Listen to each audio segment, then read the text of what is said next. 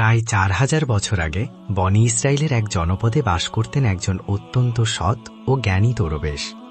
শৈশবকাল থেকেই তার একজনই ঘনিষ্ঠ বন্ধু ছিল, যে জন্মগতভাবে বোবা এবং এক পায়ে অক্ষম। বহুদিন ধরে তাদের আর দেখা হয়নি। একদিন দরবেশের মনে প্রবল ইচ্ছে জাগল পুরনো বন্ধুর সঙ্গে দেখা করার। পরদিন তিনি একাই পায়ে হেঁটে বন্ধুর গ্রামের উদ্দেশ্যে রওনা হলেন। গ্রামটি ছিল অনেক দূরে এবং পথের মাঝে পড়ত একের পর এক ছোট ছোট গ্রাম। দরবেশ এক মনে হেঁটে যাচ্ছিলেন। এমন সময় হঠাৎ রাস্তায় তার সঙ্গে এক অপরিচিত লোকের দেখা হল। লোকটি তার সঙ্গে হাঁটতে শুরু করল। দরবেশ মনে মনে ভাবলেন, কারো সঙ্গে থাকলে পথটা সহজেই কেটে যাবে। হাঁটতে হাঁটতে তিনি লোকটির নাম জিজ্ঞেস করলেন। লোকটি নিজের নাম বলল কাবিজ। নামটি দরবেশের কাছে কিছুটা অদ্ভুত মনে হলেও তিনি আর কোনো প্রশ্ন করলেন না।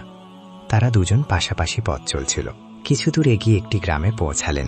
অপরিচিত লোকটি দরবেশকে বলল, আপনি সামনে এগিয়ে যান, আমাকে এই গ্রামে একজনকে একটি বার্তা দিয়ে আসতে হবে, আমি পরে আপনার সঙ্গে যোগ দেব। দরবেশ সম্মতি জানিয়ে এগিয়ে গেলেন। ঠিক সেই সময় গ্রামে খবর ছড়িয়ে পড়ল যে এক ব্যক্তি হঠাৎ মারা গেছে। লোকটি মারা যাওয়ার অল্প সময় পরেই সেই অপরিচিত মানুষটি আবার দরবেশের সঙ্গে এসে মিলিত হল। এরপর তারা হাঁটতে হাঁটতে আরেকটি গ্রামের বাইরে পৌঁছালেন। সেখানে একটি ছোট কাফেলা থেমেছিল এবং থাকার ব্যবস্থাও বেশ ভালো মনে হচ্ছিল। দরবেশের বন্ধুর গ্রাম তখনও অনেক দূরে, তার উপর সন্ধেও নেমে আসছিল। ক্লান্ত দেহ আর ক্ষুধার তাড়নায় দরবেশ অপরিচিত লোকটিকে বললেন, রাত হয়ে এসেছে, সারাদিন হাঁটতে হাঁটতে শরীর ভীষণ ক্লান্ত এবং খুব ক্ষুধাও পেয়েছে। চলুন আমরা এখানেই খাওয়া দাওয়া করে বিশ্রাম নিই, সকালে আরাম করে আবার যাত্রা শুরু করা যাক। অপরিচিত লোকটি বলল, ঠিক আছে, এই গ্রামে একজনকে কিছু জরুরি জিনিস দিতে হবে, আপনি খেয়ে নিন ও বিশ্রাম করুন, আমি পরে এসে খাবো। এই কথা বলে সে সেখান থেকে চলে গেল। তার চলে যাওয়ার কিছুক্ষণ পরে গ্রামটির দিক থেকে ধোঁয়া উঠতে দেখা গেল এবং অল্প সময়ের মধ্যেই পুরো গ্রামটিতে ভয়াবহ আগুন লেগে গেল। দরবেশ বিস্ময়ে ভাবলেন, এই লোকটি যেখানেই যায় সেখানেই কোনো না কোনো বিপর্যয় ঘটে, নিশ্চয়ই এর পেছনে কোনো রহস্য আছে। কিন্তু তিনি রাতে এ বিষয়ে অপরিচিত লোকটিকে কিছু দিলেন না। পরদিন সকালে তারা দুজন আবার গন্তব্যের পথে রওনা হলেন। কিছু দূর যাওয়ার পর আরও একটি গ্রামে পৌঁছলে অপরিচিত লোকটি আবার বলল, আপনি সামনে এগিয়ে যান, এই গ্রামেও আমার কিছু জরুরি কাজ আছে, কাজ শেষ করে আমি আপনার সঙ্গে দেখা করব। এই বলে সে চলে যেতে লাগল। এবার দরবেশ আর এগোলেন না, তিনি সেখানেই দাঁড়িয়ে রইলেন এবং লক্ষ্য করতে লাগলেন লোকটি কোথায় যায় ও কি করে। ঠিক তখনই মানুষের আর্তচিৎকার শোনা গেল। একটি সাপ এক ব্যক্তিকে কামড়েছে এবং সে মারা গেছে। সেই মুহূর্তেই অপরিচিত লোকটি আবার দরবেশের পাশে এসে দাঁড়াল। দরবেশ আর নিজেকে সংযত রাখতে পারলেন না এবং তাকে জিজ্ঞেস করলেন, আপনি যেখানেই যান সেখানেই কোনো না কোনো ক্ষতি ঘটে, এর কারণ কি আপনি আমাকে বলতে পারেন? লোকটি উত্তরে বলল, দরবেশজি, আমি আপনাকে একজন বড় জ্ঞানী মানুষ ভেবেছিলাম, তাই আপনার সঙ্গে হাঁটছিলাম, কারণ জ্ঞানী মানুষের সঙ্গ উত্তম, কিন্তু আপনি এখনো বুঝতে পারেননি আমি কে। দরবেশ বললেন, আমার কিছুটা ধারণা হয়েছে, তবে মনে সন্দেহ রয়ে গেছে, আপনি নিজেই যদি আপনার পরিচয় দেন তাহলে আমার জন্য সহজ হয়। তখন অপরিচিত লোকটি বলল, আমি মৃত্যুর ফেরেশতা, আল্লাহর আদেশে যাদের আয়ু শেষ হয়ে যায় আমি তাদের প্রাণ কবজ করি। দরবেশের মনে আগে থেকেই সন্দেহ ছিল, তবুও মৃত্যুর ফেরেশতার মুখে এ কথা শুনে তিনি ভয়ে কেঁপে উঠলেন। সাহস সঞ্চয় করে তিনি আবার জিজ্ঞেস করলেন, যদি সত্যিই আপনি মৃত্যুর ফেরেশতা হন তাহলে বলুন, পরের মৃত্যু কার? মৃত্যুর ফেরেশতা শান্তভাবে বলল, পরের মৃত্যু হবে তোমার সেই বন্ধুর যার সঙ্গে তুমি দেখা করতে যাচ্ছ, আর তার মৃত্যুর কারণ হবে তুমি নিজেই। এই কথা শুনে দরবেশ আতঙ্কিত হয়ে পড়লেন এবং গভীর চিন্তায় ডুবে গেলেন। তিনি ভাবলেন, যদি ইনি সত্যিই মৃত্যুর ফেরেশতা হন তবে তার কথাও সত্যি হবে এবং তার কারণেই শৈশবের সবচেয়ে প্রিয় বন্ধুর মৃত্যু ঘটবে। তাই এর চেয়ে ভালো হবে তিনি আর বন্ধুর সঙ্গে দেখা করতে না যান, অন্তত এতে করে তিনি নিজ হাতে বন্ধুর মৃত্যুর কারণ হবেন না। মৃত্যুর ফেরেশতা বললেন, আপনি যা ভাবছেন আমি জানি, কিন্তু আপনার বন্ধুর সঙ্গে দেখা না করলে ভাগ্য বদলাবে না। আপনার বন্ধুর মৃত্যু নিশ্চিত এবং তা ঘটে যাবে কয়েক মুহূর্তের মধ্যেই। মৃত্যুর ফেরেশতার এমন কথা শুনে দরবেশ হতবাক হয়ে গেলেন, কারণ মৃত্যুর ফেরেশতা তার মনের কথাও জানলেন, যা একজন সাধারণ মানুষের পক্ষে সম্ভব নয়। এবার দরবেশের বিশ্বাস নিশ্চিত হয়ে গেল যে তিনি সত্যিই মৃত্যুর ফেরেশতা। তাই তিনি নিজের বন্ধুর মৃত্যুর তাড়ন না হওয়ার জন্য তৎক্ষণাৎ ফিরে যাওয়ার সিদ্ধান্ত নিলেন। কিন্তু যখন তিনি ঘুরলেন দেখলেন তার বন্ধু দ্রুত তার দিকে আসছে। বন্ধুকে দেখে দরবেশ আনন্দিত মনে হচ্ছিল, কিন্তু বন্ধুর আসার গতি দেখে মনে হলো যেন সে অনেকক্ষণ ধরেই তার পিছু ধরেছিল। সত্যি সে ছোটবেলা থেকে বোবা এবং এক পায়ে অক্ষম, তাই সে দরবেশের কাছে পৌঁছাতে পারছিল না, না তো তাকে ডেকে থামাতে পারছিল। হঠাৎ সে দরবেশের কাছে পৌঁছল এবং মুহূর্তেই মৃত্যু হল। দরবেশ অবাক হয়ে মৃত্যুর ফেরেস্তার দিকে তাকালেন, যেন জানতে চাচ্ছেন আসল ঘটনা কি। মৃত্যুর ফেরেস্তা তার মনের কথাও বুঝলেন এবং বললেন, তোমার বন্ধু গত গ্রাম থেকেই তোমার পেছনে আসছিল, কিন্তু অক্ষম এবং বোবা হওয়ার কারণে সে তোমার কাছে পৌঁছাতে পারছিল না। সে তার সমস্ত শক্তি দিয়ে তোমার কাছে আসার চেষ্টা করছিল, কিন্তু বার্ধক্যের কারণে তার যৌবনের মতো শক্তি আর ছিল না, তাই হৃদরোগের আক্রমণ নিয়ে তার মৃত্যু হল। সে তোমার সাথে দেখা করার জন্য নিজের সীমা ছাড়িয়ে দৌড়েছিল, তাই তুমি তার মৃত্যুর কারণ। এবার দরবেশের বিশ্বাস সম্পূর্ণ হয়ে গেল যে তিনি সত্যিই মৃত্যুর ফেরেস্তা এবং তার কাজ হল প্রাণীদের জীবন শেষ করা। দরবেশ একজন জ্ঞানী মানুষ ছিলেন। তিনি জানতেন যে মৃত্যুর ওপর কারোর নিয়ন্ত্রণ নেই, প্রতিটি প্রাণী একদিন না একদিন মরবেই। এই উপলব্ধি নিয়ে তিনি নিজেকে শান্ত করতে লাগলেন।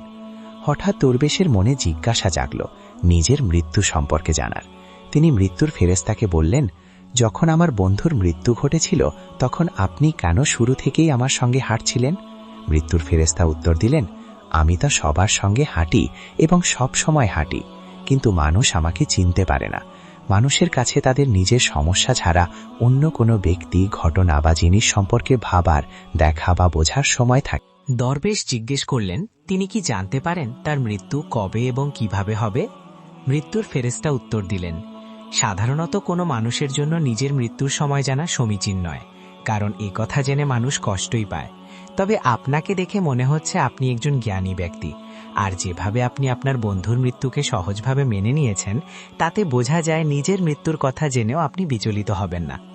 এরপর তিনি বললেন, আজ থেকে ঠিক 6 মাস পর এই দিনে আপনাকে অন্য এক দেশে ফাঁসিতে ঝুলিয়ে মারা হবে। আর সবচেয়ে বিস্ময়কর বিষয় হল আপনি সেই ফাঁসি হাসি মুখেই গ্রহণ করবেন। এই কথা বলে মৃত্যুর ফেরেশতা সেখান থেকে বিদায় নিলেন, কারণ দরবেশের সঙ্গে থাকার আর কোনো কারণ তখন তার ছিল না। দরবেশ তার বন্ধুর শেষকৃত্য সম্পন্ন করে নিজের গ্রামে ফিরে এলেন। কিন্তু মানুষ যত বড় জ্ঞানী হোক না কেন, নিজের মৃত্যুর কথা জেনে চিন্তিত হওয়াটাই স্বাভাবিক, আর মৃত্যু এড়াতে কিছু না কিছু করার চেষ্টা সবাই করে। দরবেশও তার ব্যতিক্রম ছিলেন না। তিনি ছিলেন একজন সম্মানিত জ্ঞানী ব্যক্তি, এমনকি তার পরিচিতি পৌঁছেছিল দেশের খালিফা পর্যন্ত। দরবেশ ভাবলেন, খালিফার দরবারে তো বহু জ্ঞানী উপদেষ্টা রয়েছেন, নিশ্চয়ই তারা তার এই মৃত্যু সংক্রান্ত সমস্যার কোনো সমাধান বের করতে পারবেন। এই আশায় তিনি রাজ দরবারে গিয়ে খালিফার সামনে নিজের পুরো ঘটনার বিবরণ তুলে ধরলেন। খালিফা বিষয়টি তার উপদেষ্টাদের জানালেন এবং তাদের মতামত জানতে চাইলেন। দীর্ঘ আলোচনার পর তারা সিদ্ধান্তে পৌঁছালেন, যদি দরবেশের কথা সত্য হয় তবে তার মৃত্যু 6 মাস পরেই নির্ধারিত। তবে একটি শর্ত রয়েছে, মৃত্যু তখনই ঘটবে যদি তিনি অন্য কোনো দেশে যান।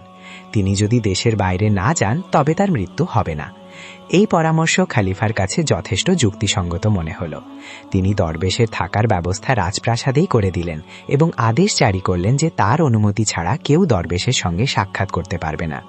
তবে যেন মনে না হয় দরবেশ বন্দী, সেজন্য তাকে নিজের ইচ্ছামতো প্রাসাদের ভেতরে চলাফেরার স্বাধীনতাও দেওয়া হল। কিন্তু ভয়ে দরবেশ নিজেই কোথাও যেতেন না। দিনের পর দিন কেটে গেল, আর ধীরে ধীরে সেই নির্ধারিত দিনটিও এসে উপস্থিত হল, যেদিন দরবেশের মৃত্যুর কথা বলা হয়েছিল।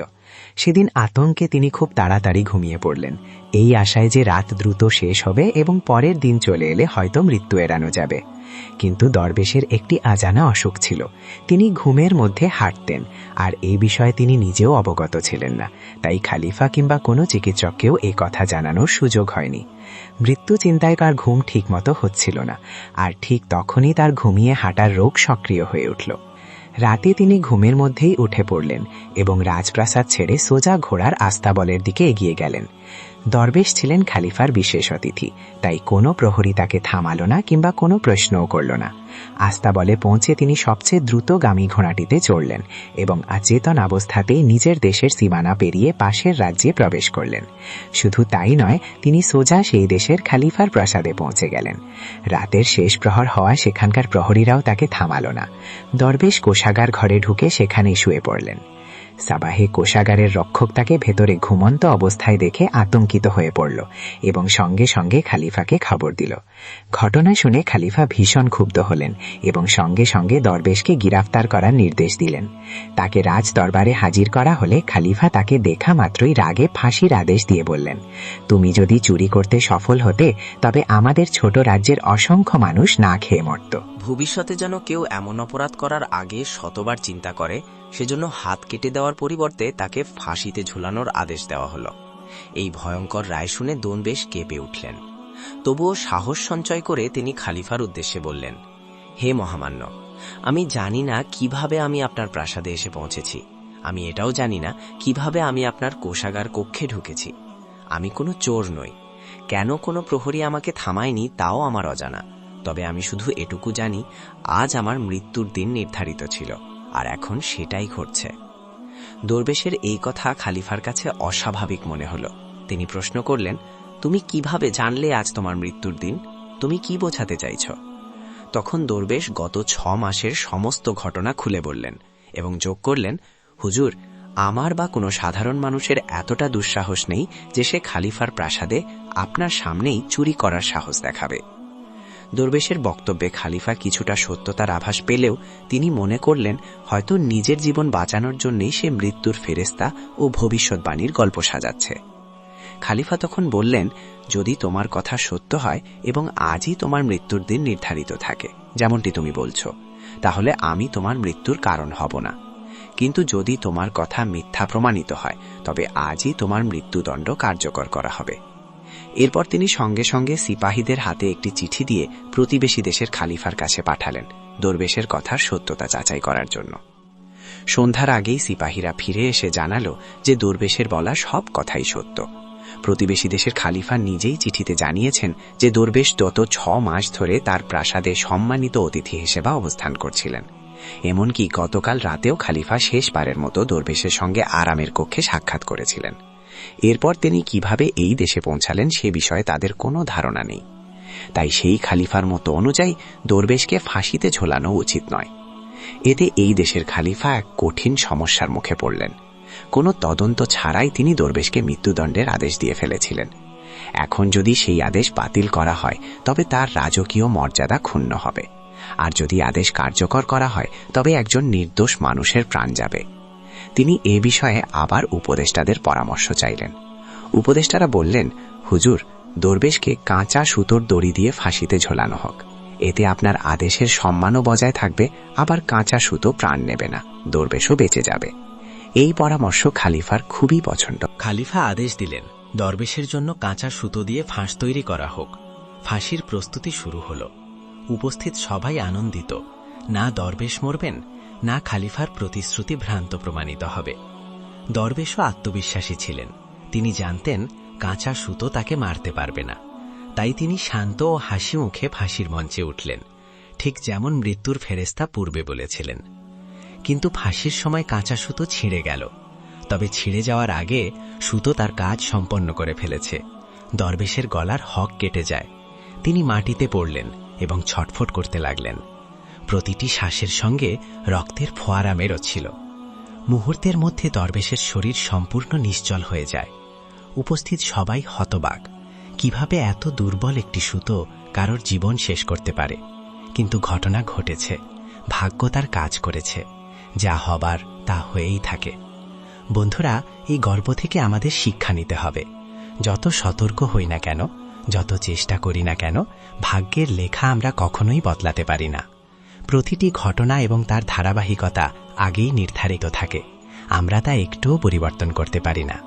এ কারণেই আল্লাহ তাআলা আমাদের ভবিষ্যৎ জানার ক্ষমতা দেননি, যাতে আমরা আমাদের জীবনকে আরও ভালোভাবে ও শান্তিতে জীবনযাপন করতে পারি। দরবেশের ক্ষেত্রেও এটি সত্যি প্রমাণিত হল। যদি তিনি মৃত্যুর ফেরেশতার কাছে নিজের মৃত্যুর সময় জানতে না চেতেন, তবে 6 মাস ধরে ভয়ে ভয়ে খালিফার মহলে থাকা ছাড়াও তিনি শান্তি ও স্বাচ্ছন্দ্যে জীবন কাটাতে পারতেন। একমাত্র শক্তি যা ভাগ্যকে পরিবর্তন করতে পারে তা হল সত্যিকারের দোয়া। বলা হয়, যদি দোয়া আন্তরিক এবং খাঁটি মন থেকে করা হয় তবে ঈশ্বর ভাগ্যকেও পরিবর্তন করতে পারেন। তাই আমাদের উচিত সবসময় আল্লাহর কাছে ভালো ভাগ্য এবং সুন্দর ভবিষ্যতের জন্য প্রার্থনা করা। এই গল্পটি অত্যন্ত প্রাচীন। আমরা এটিকে আমাদের ভাষায় অনুবাদ করেছি। সেই সময় মানুষ মৃত্যুর ফেরেশতাকে দেখতে পারত। এখন গল্পে কতটা সত্যতা আছে তা শুধু আল্লাহই জানেন। আপনাদের এই গল্পটি কেমন লাগলো তা কমেন্টে জানাতে ভুলবেন না। যদি গল্পটি ভালো লাগে চ্যানেলটি সাবস্ক্রাইব করুন, ভিডিওটি লাইক ও শেয়ার করুন। দেখা হবে আরও একটি নতুন এবং দারুণ গল্পের ভিডিওতে। ততক্ষণ পর্যন্ত খোদা হাফেজ।